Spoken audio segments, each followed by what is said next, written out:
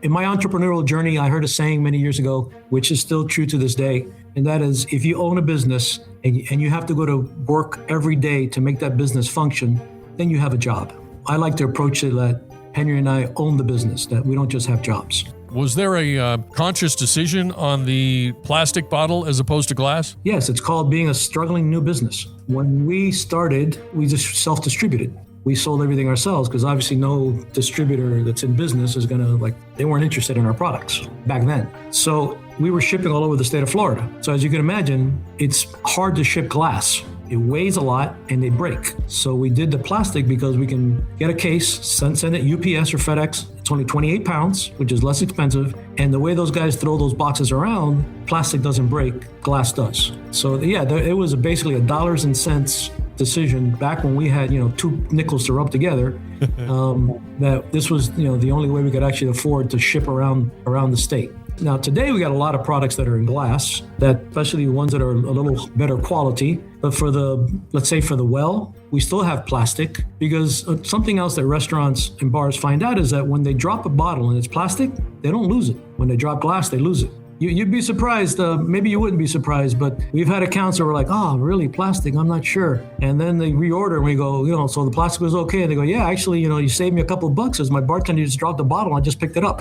Yeah. If there's some distributors or restaurants or bars that are listening right now, give them the pitch that back in the day when you were out on the street working them and you walk in cold to a bar or wherever, let me hear the pitch that you'd hit them with. Well, basically, the opportunity that our product presents for a restaurant is threefold. First, it gives you the ability to have a high profit item on your menu. You're able to sell cocktails with only a beer and wine license. You don't need to have the expense of a liquor license from a licensing perspective or an insurance perspective. The customers that are used to coming to you are going to come more often because, believe it or not, Joe and Cindy come every couple of weeks, but sometimes they go over to the other place because Cindy wants a margarita or Joe wants a Bloody Mary.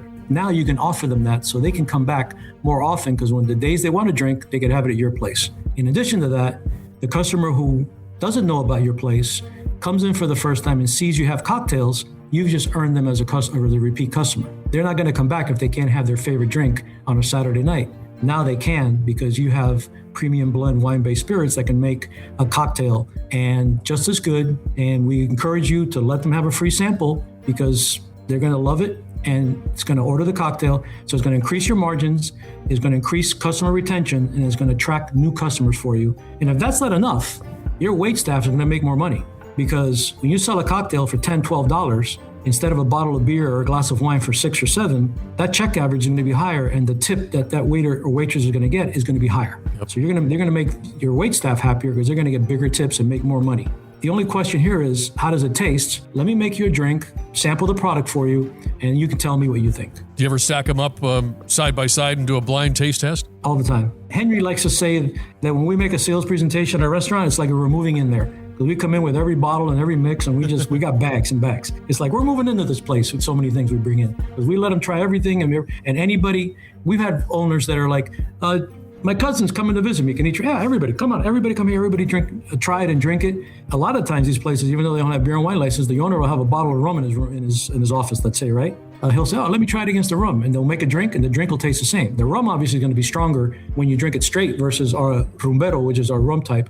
But when you make it a pina colada, it tastes exactly the same. Nobody can tell which is which. What's the price cost comparison? It depends on the market. Because this is an industry that has different taxation in different localities, and I don't mean sales tax. I'm talking about alcohol tax. Like a case of our Rumbero, as I just mentioned, pays $10 for 12 bottles here in the state of Florida, alcohol tax, or in California it's 63 cents, right? So it all depends on the state and the liquor taxation, but more or less, you're going to run across, let's say, $8 to $10 for a liter. What do you think your dad would be most proud of if he could see you guys today? Wow. Now you're trying to get me to cry. When we first got to this country, and Henry says this, Henry repeats it all the time. Our father said, we didn't come to this country to mess around. We came here for a reason. We didn't come here to take.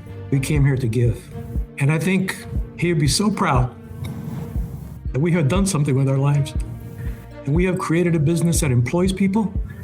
I like to think that we help our customers because a small mom and pop restaurant or bar Sometimes their only reason that they're in business is because they're serving premium blend cocktails, the profit margins they make. And some of our best customers make so much money, they get a liquor license. They just keep buying ours for their Wells drinks, but then they get the liquor license for the fancy guys who want, Johnny Walker or whatever.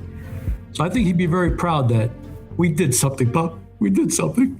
What's your dad's name? Orestes Santos. You got me too, Gino. I got a little teary-eyed there as well. My dad's still with me. He's 85, and he's getting... Spend as much time as you can with him, my friend.